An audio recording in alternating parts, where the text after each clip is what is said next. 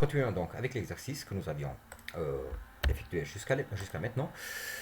Nous allons donc maintenant par la suite continuer la taxe de séjour totale. Ici, il nous demande de calculer un pourcentage.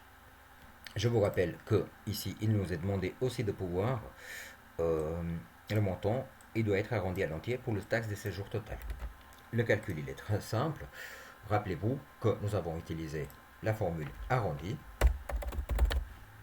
Nous ouvrons la parenthèse et comme ici on doit faire une multiplication, je vous rappelle qu'au niveau des ordres des opérations en Excel, il faudra mettre les plus et les moins entre parenthèses si on veut qu'ils soient calculés avant donc que le reste. Donc on fait x1, on fait 0 divisé par 1. Ceci parce qu'il s'agit d'un entier ici. Ceci dit, il y a une formule qui est plus simple pour faire l'arrondi, je vous laisse l'utiliser, elle va très bien aussi. Voilà, je tire cette fois-ci jusqu'au bout pour que la formule soit appliquée partout et je vais faire une somme ici. Ici, une fois la somme elle est effectuée, il me demande de faire un pourcentage. Calculer donc le pourcentage de chaque location par rapport au total.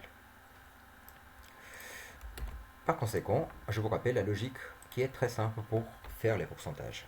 Ici, cette valeur-là correspond à 100%. Donc je vais la marquer juste pour vous montrer. 6845 correspond à un 100%. Dans ce cas-là, cette valeur qui s'affiche ici, elle correspondrait à combien? Donc, ce serait, dans ce cas-là, ce serait 550, elle correspondrait à combien? Dans ce cas, nous allons normalement faire fois, donc cette valeur-là, fois celle-là, divisée par celle-là. Mais comme nous allons faire ici, dans un format de cellule qui est en pourcentage, rappelez-vous que les pourcentages ici, ils multiplient la valeur par 10. Donc nous allons tout simplement pas faire la multiplication ici. Logiquement, donc nous allons faire cette valeur qui se trouve ici, divisée par cette valeur qui se trouve là. Et ici, il est déjà mis donc en pourcentage. J'ai omis donc de mettre une référence absolue sur cette cellule-là. Je fais F4, je tire, et là, par conséquent, donc j'ai toutes les valeurs qui sont affichées. J'efface ces données qui m'ont servi juste pour l'explication. Il nous demande une toute dernière chose de faire ici, c'est-à-dire de déterminer le nombre de locations par type d'appartement ou de chalet. Il s'agit donc d'un simple NBC, NB.C, dans lequel j'ouvre et je vais lui dire que le nombre, donc je vais lire simplement, ils me disent le nombre de locations par type d'appartement ou de chalet. Donc le type d'appartement ou de chalet, je vais lui lire dans cette formule ici, si j'ai celle-là, ben, pardon, type de location, ce serait ici, excusez-moi, je vais effacer, donc NBC,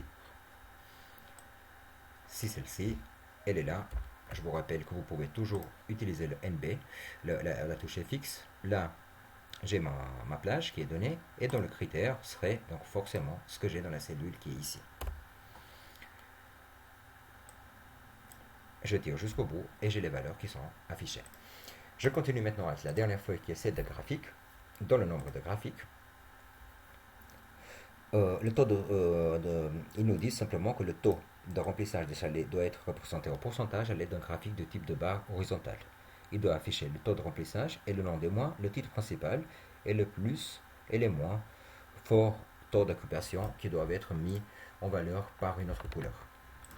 Par conséquent, je vais prendre ces données qui sont ici, puisque je n'ai pas besoin, il me demande simplement le nom des mois et les pourcentages, et je vais lui dire insertion graphique.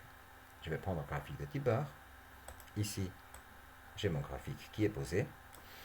Et là, dans ce cas-là, je vais pouvoir lui dire qu'il s'agit bien de taux de remplissage.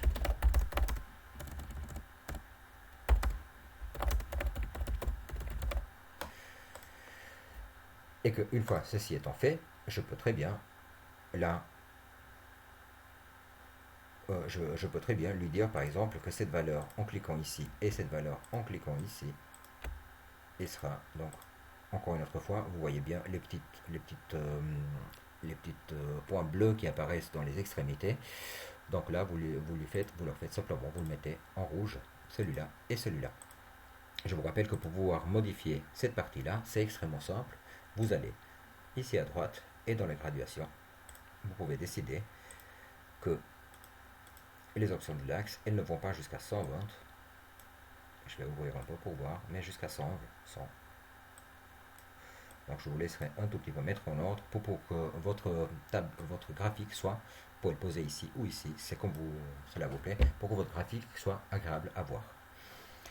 Voilà, chers élèves, cette première partie donc de tâche 2 d'Excel, de la préparation d'examen est déjà terminée.